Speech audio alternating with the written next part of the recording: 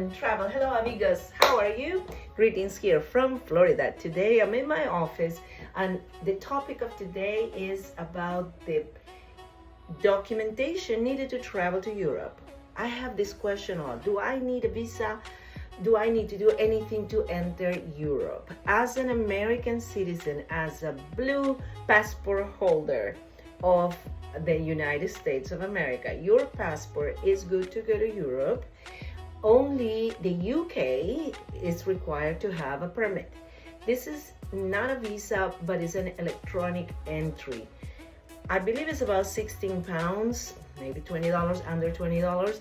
And that is something very simple to create. So when we have our travelers going to anywhere in the UK, anywhere in the British Islands that require any entry before you arrive, we will help you. We'll give you the links, or we'll walk you through to get this permit. But the rest of Europe, still not ready. It's going to be a fee to pay to go to Europe. It's called ETIAS, or however it's pronounced. But what it is, it's a permit, it's a link, it's a payment. They will be tracking, the people that arrive in Europe, but most of countries in Europe will require it, but it's not ready.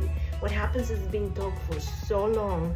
We expected to start it in 2025, it didn't. Expected to start in 2026, it didn't. Now it's scheduled for the last part of the year. So it's possible, and it will be ready. Honestly, I just come back also from another trip, and I use Rome and Milan entries.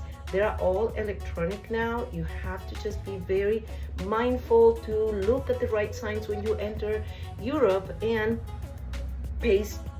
put your photo page. Oh my God, guys, I do see people there that they hold the lines because they're not ready. It's very easy to be ready. Just open your passport where your photo is, you put it flat in there, and just stand still. Don't keep moving it, stay there. Once you get a green light, you go to the next step. The next step, you're still inside some bars, so you cannot keep going. And when you keep going to the second step, that's when you stand still until the camera takes your photo.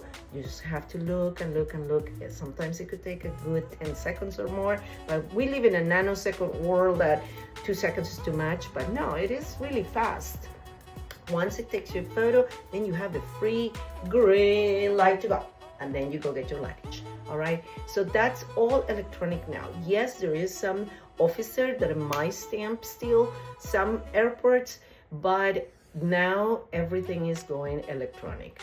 And coming back, goodness, coming back keeps getting faster and faster. At least the flights that I took this trip just a week ago, we're talking about January 2026, it was a breeze. There's no paper, nothing. The officer looks, because we already being scanned quickly, eyes, sometimes it's just eyes, sometimes fingers, and then you just keep going. It's just a really, and this, I'm talking about global entry, sorry. Global entry is a breeze through. Global entry with your US passport and your global entry coming home is really, really fast. I have been in trips that, yes, the airlines are pretty big. Yeah, it happened, but not that often.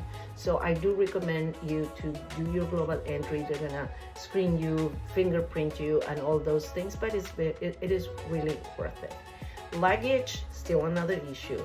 They're still destroying all the luggages, no matter what, how good, how expensive your luggage is. That gets a little bit of a beat, very. But at least even here, my local airport, things are going faster. So those are my 3, 2, 1 tips for today. No, we don't need yet, but be alert and always use a professional that is going to tell you what are the news about entering European countries. Goodbye, amigos.